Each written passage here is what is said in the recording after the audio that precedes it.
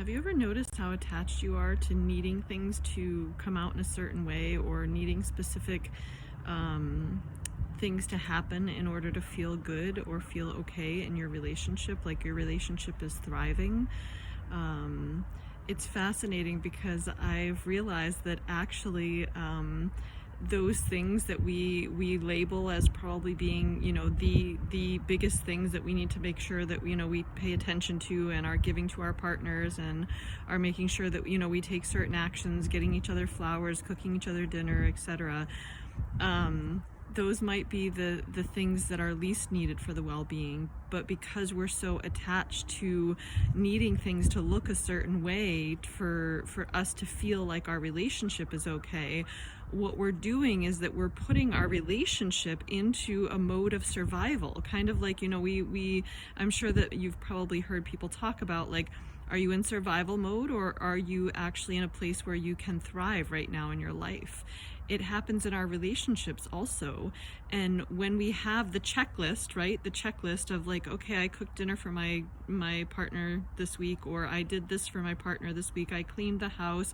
I told them I love them. I gave them a kiss. I'm being, really cariñoso in Spanish, like really loving and nice, and that's the checklist, right? That we kind of have this mental checklist in the back of our mind of what we feel like needs to happen in order for our relationship to be okay and to be good, and for things, with our partner to be good. What we don't realize is that life is dynamic. People are dynamic. Relationships are dynamic.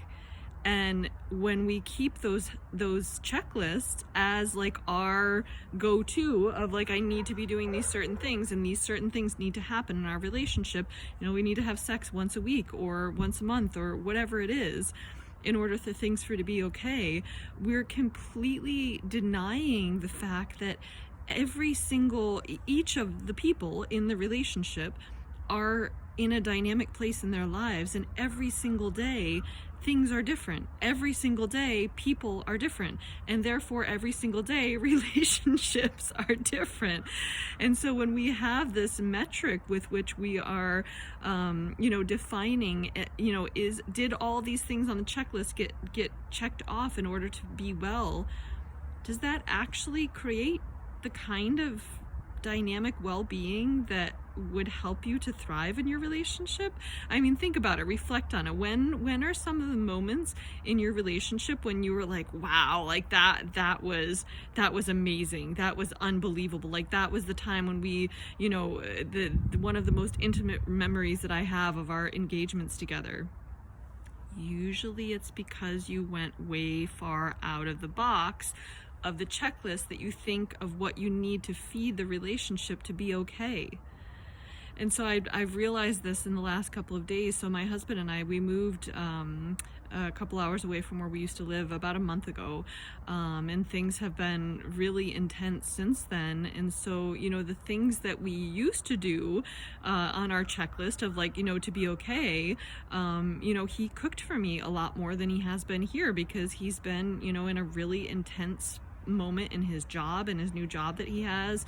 He's been having a lot of family stuff come up that's just been weighing a lot on him. And so our sex life has been completely different. The way that he cooks for me has been completely different. I've pretty much, had to take on a lot of the responsibilities in terms of, doing the shopping and cleaning the house and taking care of, things that he often would have taken care of before. And I've had moments where I was like, well, what the hell? Like, why isn't he doing this thing? Or actually more, not so much going into that, because that was like my old story of like, well, why isn't he taking care of these things? That has pretty much disappeared.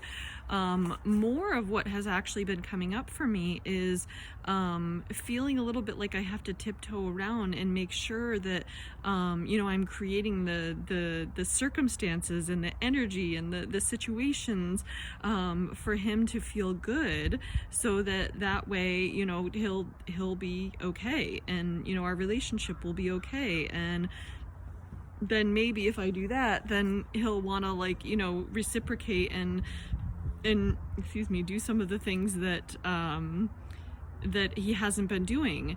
And I came to this really, really big realization today that, like, wow, I've been totally like leaning on this idea that like I need certain things to happen for our relationship to be okay.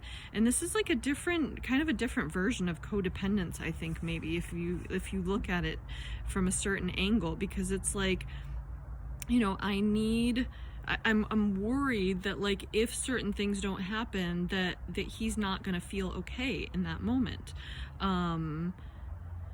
Hang on a second. I just lost my train of thought. I was going somewhere with what I was saying a second ago. With me feeling like I need to do certain things in order for him to be okay. And so I was like tiptoeing around and trying to create like the perfect circumstances, and I was getting into like this whole like weird storm in my head of like, oh well, maybe he's not telling me that he really needs this thing. Like yesterday I realized that he just needed to have the house to himself because he doesn't get that very often since I work from home. And so I was like, okay, I'm gonna go hiking. I'm gonna do like a really long hike, you know, an hour away from here. I'm just gonna let him have the house to himself. And he told me, he's like, I don't need that. Like, if you want to go hiking, great, but I don't need that. And then after I got back home from doing that, he was like, wow, that was so great. I didn't even realize that I needed that. And so I was like, oh, well, maybe he doesn't, like, there are other things that he doesn't know that he needs that he's not telling me. And so I like got into this whole shitstorm in my head around like, you know, am I actually, you know, wanting too much from him? Do I need too much from him? Am I being too needy? Like, I got into all of these, you know, old patterns and old questions that I haven't really had a lot recently. And so finally I did what most people are not willing to do. I just talked to him. And this is the point where a lot of people, like, when they think that there are certain things that need to be done for their well-being of their relationship, and those things aren't happening, it's like, oh well, but you know, I'm not showing up for my partner in this way that I usually do, but my God, I can't because, you know, this is happening at work and I'm just so overwhelmed, and oh, but if I don't do this, then my partner's gonna get upset, so I better like really get up the muster and like do this thing just because I don't want my partner to get upset. I don't want to, you know, make waves. And then the other person like looking at that like, oh, you know, I better take things on. Like, there's all of these stories that are in Spanish, in Costa Rica at least, there's this saying, en cada cabeza hay un mundo. And that means like in every head there's like your own world. And this is the same thing, you know, that every single one of your protons is its own universe, and you are your own universe. And so when you create this whole story and this whole universe in your head without communicating with your partner, you're never going to actually know where they're at, and you're never going to actually know what it feels like to be in a dynamic flow. Because I had all these stories like, oh, you know, am I giving him enough space and whatever, and like, you know, I did this thing because my story was, you know, I always try to make sure I have the 2 same days off that he has off, since I make my own schedule. And usually I had set aside those 2 days for us to just like have space to spend time together, whatever that looked like, whatever we were going to do, just like that was our time to have space together. And yesterday I just took the whole day and I went hiking myself, and then, you know, that was my day.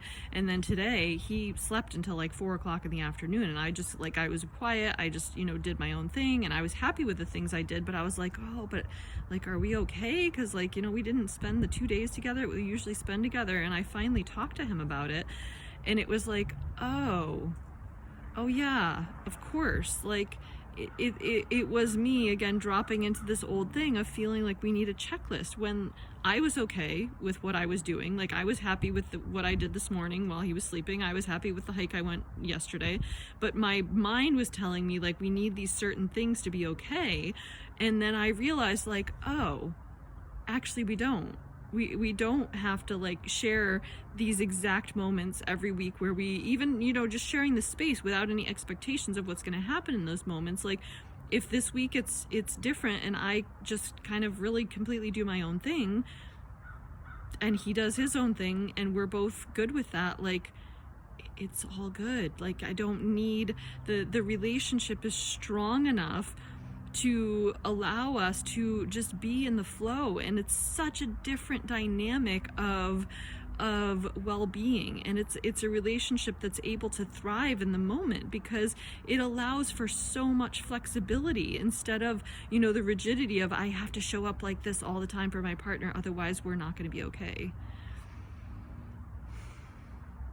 And so I would really, you know, invite you to reflect on, like, what is your narrative around the things that you feel like you have to do in order for your relationship to be okay, and start plucking them off. Start actually like looking at them and going, if I don't do that today, like, we're gonna be fine. And if I do this other thing because it's completely different, like, we're gonna be fine. And talk to your partner about it. Like, if there's something one day that you usually do, or 1 week that you usually do, or 1 month that you usually do, and you're just like, actually, I don't want to do that right now. Talk to your partner about it. Don't go into the fear around, oh, it's too fragile and our relationship needs this for its well-being, because otherwise it's just everything's gonna fall apart. What you might really learn is that the other person was feeling a lot of pressure to actually tell you and show you that they really appreciated that thing, even though they didn't need it for their well-being necessarily. And so the only way you can actually find a relationship where you're both thriving and the relationship is thriving is in finding the dynamism, the dynamic ability to flow with every moment, and just allow that to unfold the amazing gifts that can come from playing and being present with each other. Have fun with it.